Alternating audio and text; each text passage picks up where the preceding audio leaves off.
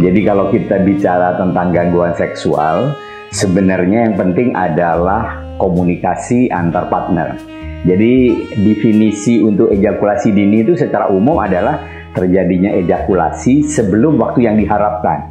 Nah, memang kadang-kadang ada menit, tetapi menit yang dihitung itu sebenarnya bukan untuk keperluan sehari-hari, tapi untuk penelitian. Jadi kalau di penelitian maka dipakai 2 menit. Tapi sebenarnya dalam kehidupan sehari-hari, seksual itu adalah komunikasi.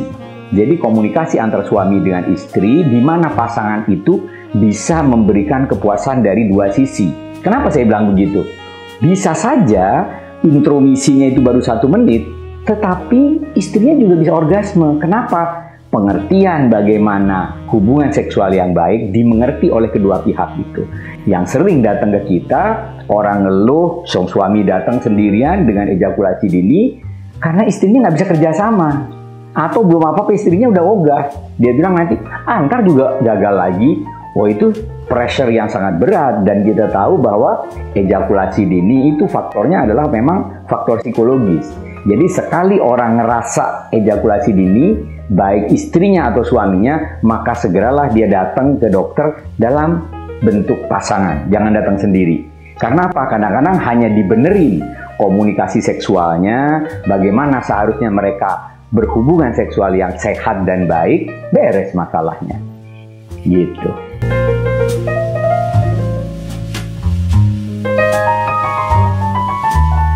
Ya, saya bilang tadi ada waktu dibilang 2 menit. Tapi sebenarnya 2 menit itu untuk penelitian. Jadi maksudnya gini, kalau ada orang, satu kelompok orang mengalami ejakulasi dini, maka dia diberikan obat. Nah, ini biasanya dia pekan stopwatch nih pasangannya nih dalam penelitian. Begitu masuk dipencet, begitu keluar dia dipencet. Kalau hubungan beneran mana ada yang begitu gitu loh. Jadi waktu 2 menit, sekian menit itu sekali lagi jangan menjadi patokan yang membuat seorang pasien atau pasangan itu stres dengan urusan waktu. Jadi kembali lagi, seksual itu adalah bagaimana pasangan itu bisa menikmati hubungan itu dan dua-duanya happy. Sekali lagi itu. Bahkan kadang-kadang untuk supaya pasien itu nggak terlalu depres, saya bilang gini, kamu sebagai laki-laki tidak punya penis pun harus bisa membuat istri kamu orgasme. Nah, dengan begitu artinya apa? Pendidikan seksual. Nah, jadi kalau pendidikan seksualnya bagus, kedua pasangan itu pelan-pelan meskipun memang ada ejakulasi dini, dengan confident, dengan komunikasi seksual yang baik, bisa dibeneri. Begitu.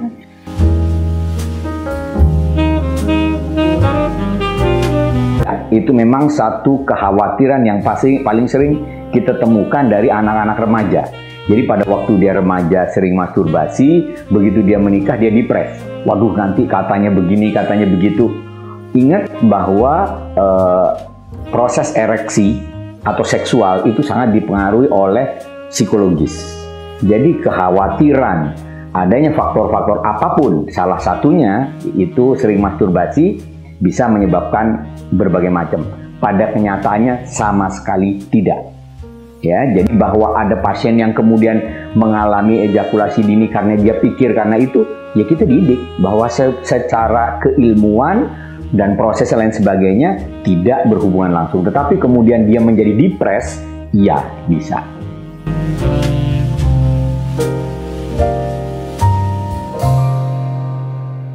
Berarti orang sering menganggap diobati itu minum obat. Sama sekali salah. Jadi dalam mengobati atau menyelesaikan sebuah masalah, karena ini faktor seksual pasangan, maka datanglah dengan pasangannya. Diajarin bagaimana hubungan seksual yang baik dan cocok untuk pasangan itu. Jangan salah. Jadi setiap laki-laki atau perempuan mempunyai suatu kesenangan. Kayak kita makan lah. Ada yang senang gado-gado, ada yang senang soto, ada yang senang rawon, ada yang senang gudeg, ada yang senang rendang. Nah, sama dalam hal hubungan seksual juga begitu. Suami harus tahu istrinya suka gimana, si istri juga harus tahu suaminya suka gimana.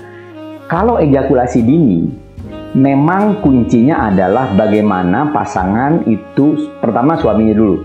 si suami ini tahu ini sudah mau orgasme apa enggak.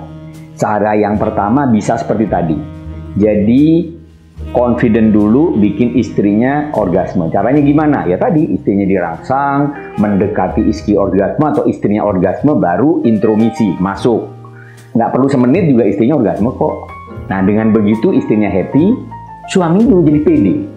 Satu, kalau nggak bisa juga ada yang pasien kadang-kadang hubungan kedua dalam satu sesi itu bisa bikin lebih lama. Jadi kadang-kadang di hubungan pertama onani oleh istrinya dia sampai begitu. Ada juga setelah itu hubungan baru. Bisa juga dilatih. Jadi begitu dia mau orgasme berhenti. Dipencet. Jadi squeeze and stop namanya. Jadi begitu dia suami ini udah ngerasa mau orgasme, dia tarik keluar, dia pencet. Nanti hilang sensasi mau orgasmenya, masuk lagi. Nah itu perlu latihan-latihan bersama. Nah kalau itu ada juga misalnya dengan memperkuat pelvic floor, dengan kayak kegel gitu ya, itu juga nahan rasa sensasi udah mau orgasme, ditahan dengan cara begitu. Prinsipnya adalah setiap orang harus kita kasih tahu pilihan-pilihan terapi tadi. Pilihan terapi, bahkan cuma bisa pakai kondom misalnya, bisa juga pakai obat oles untuk mengurangi sensasi. Baru terakhir ada obat. Nah obat itu ada golongannya macam-macam. Ada yang memang yang sebagian besar adalah ke golongan SSRI, namanya obat golongan penenang lah ya. Jadi karena orang-orang gangguan ejakulasi dini itu sebenarnya masalah kekhawatiran dan lain sebagainya. Nah dengan dia diberikan golongan SSRI itu dia lebih tenang, kekhawatirannya hilang, tapi sensasinya tetap ada. Itu bisa. Jadi nggak ada sesuatu yang instan. Ya, jangan sekali kalau orang dengan gangguan ejakulasi, dengan gangguan ereksi, saya lebih senang ngobatin gangguan ereksi, keberhasilannya lebih tinggi. Kalau gangguan ejakulasi itu kadang-kadang begitu, dia datang, saya bilang kalau ini dicoba nggak berhasil, nanti datang lagi dengan istrinya ya, datang kedua juga belum bawa istrinya juga gitu lah. Karena apa? Sering-sering istrinya itu sumber depresinya, dan dia nggak berani ngomong sama istrinya bahwa dia sedang berobat, dia sampai begitu. Tapi dia tahu juga bahwa kalau mau hubungan istrinya udah males. Dia bilang, ntar juga gagal lagi. Wah itu sesuatu. Jadi sekali lagi kalau cerita gangguan ejakulasi, ini adalah masalah bersama. Bahkan saya bilang kalau pasangan baru, ini kayak kalian naik sepeda. Naik sepeda pertama kali jatuh biasa aja. Jadi ejakulasi dini itu pada pasangan baru biasa aja. Cuma kalau udah terjadi bertahun-tahun, si suami itu udah nggak confident, istrinya juga udah malas untuk hubungan seksual karena dia nggak bisa orgasme, nah itu udah makin rumit tuh. Tapi tidak berarti bukan hal yang tidak bisa diselesaikan dengan syarat utama komunikasi antar pasangan. Nanti kita sebagai dokter pilihkan mana yang cocok untuk pasangan tersebut, mulai dari tadi perilaku, obat-obatan sampai obat minum. Jadi obat minumnya tadi yang paling sering SSRI, ada juga PDE5 inhibitors seperti yang paling sering dipakai. Jadi itu golongan PDE5 itu seperti dianggap setelah itu ada efeknya terhadap perbaikan gangguan ejakulasi. Tapi kadang-kadang pasien juga begitu. Jadi begitu ereksinya bagus, dia lebih confident. Bisa. Jadi kita harus tailor namanya. Tailor itu kayak di tukang jahit kan. Ada orang yang dadanya gede, perutnya kecil, ya shape-nya beda. Kalau saya mungkin dadanya normal, perutnya mulai lebih gede gitu. Jadi biasalah. Jadi itu tailor itu kita mengakses terapi apa yang cocok untuk seseorang yang mempunyai keluhan itu dengan kondisi pasangannya yang seperti itu. Jadi kita bicarakan bareng bertiga. Kita evaluasi, paling cepat biasanya 2-4 minggu, datang lagi, nanti mereka lapor. Tidak mudah, tapi bisa diselesaikan.